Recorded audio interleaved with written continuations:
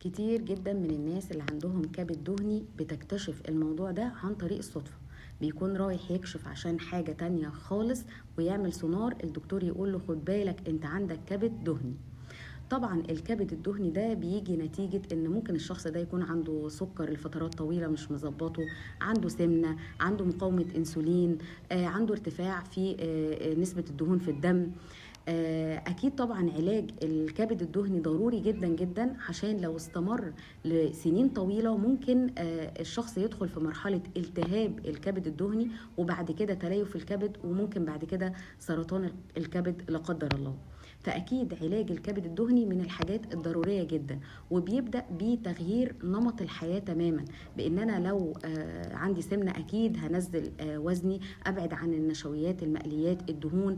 لو أنا شخص عندي سكر هظبط سكري جدا، هتابع الضغط. كل دي حاجات طبعا أكيد هتساعد في صحة الكبد، وأكيد طبعا هيبقى في تدخل دوائي الدكتور هيقول لي عليه.